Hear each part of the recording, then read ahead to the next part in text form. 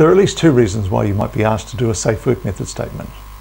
One, you may want to do one for your own personal benefit so that you know that you've covered all the bases when it comes to doing a particular job, that you've taken care of all of the steps and the hazards associated with each one. Your client may also ask you for a safe work method statement to provide them reassurance that you do know what you're doing and you've assessed all of the hazards and risks associated with the job that you're doing. In your work kit folder, you'll find the Safe Work Method Statement as it appears there. There's also a version on your Safety Work Kit's phone app. The appearance is a little bit different, but the process is exactly the same.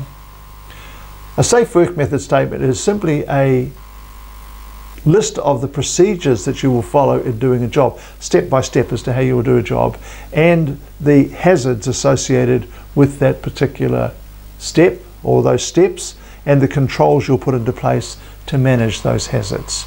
On the other side of the form, which we'll show you shortly, there are details about you and other workers on the site as well, and the equipment that you'll be using.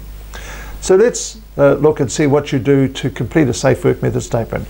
We'll briefly describe it and then we'll show you an example. Your business name, the location of the work, the job to be accomplished are listed at the top. Then the procedure, a step by step from the time you arrive on the site to the time you leave the site. We've allowed for 15 steps in there, so you need to do more than one or two, but then you don't want to overcomplicate it either. Beside each of those steps, put in here hazards that you know are going to relate to those particular steps, and then in this column here, the controls that you'll apply. Now you just need to make reference to them. They're already in the hazard register likely, but if you make reference to them, then you're going to be able to show that you've recognized what those hazards are in relation to those particular parts of the job. We'll show you an example in a second. I've chosen lawn mowing as an example of how to write up a Safe Work Method Statement. Now this is pretty basic. We haven't got any fancy frills on this one here. Details are at the top. Here's the procedure down in this column here. Number one, you arrive at the site, you set up your signs or your cones. Number two, you walk over the site to do an assessment to check what's there. Number three, you check your equipment that's safe to use and in good condition. Number four, you put on your personal protective equipment. Number five, you mow the grass. Number six, you trim the edges. Number seven, you put the cuttings on the trailer to take them away. Number eight, you pack up the equipment. Number nine, you collect the signs. Now, that's your basic procedure. Here are the hazards that are potentially there for that procedure. Sunshine, children and pets, waste, germs, lifting, tools and machinery, repetitive tasks, uneven surfaces, slippery surfaces, working alone.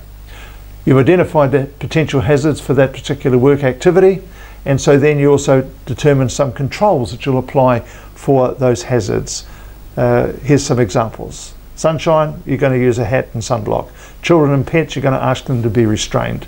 Waste, you're going to use gloves. Germs, you're going to treat all your scratches with some treatment you've got in your first aid kit. Lifting, you're going to use the semi-squat procedure so that you don't damage your back. For tools and machinery, you're going to make sure the sign's out there to warn people to keep away.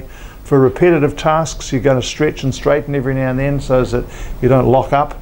Uneven surfaces, you're going to check beforehand in your assessment. Slippery surfaces, you're going to wait for drier conditions. Working alone, you're going to have some sort of call-in procedure. So there you've got your procedure, the hazards, controls that you'll use to manage those hazards. Let's turn the sheet over and see what you put on the other side. So here's the other side of the Safe Work Method Statement. As you can see, this is about the people and the equipment. At the top of the sheet is you, your name, and your experience, any certificates and licenses that you might have to perform the job. In this case, we've got you down as experienced for 15 years as a lawn mowing contractor. Your workers and duties and their responsibilities should be listed as well. We've got Joe Brown, who does the edge trimming, and yes, he's trained for the job. We've got Mary Smith, she does the waste collection, and she's trained for that job as well. And then listed down here is the equipment and plant that you use to do the job. A lawnmower, a line trimmer, a blower, a trailer, and a utility vehicle.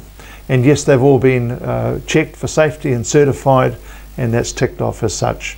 Now, if you've got any particularly hazardous work that you have to do, then you need that requires notification to WorkSafe, that would be listed in here. For most property maintenance contractors, that is going to be a very rare situation, if ever. At the bottom, print your name, sign your name, make the date.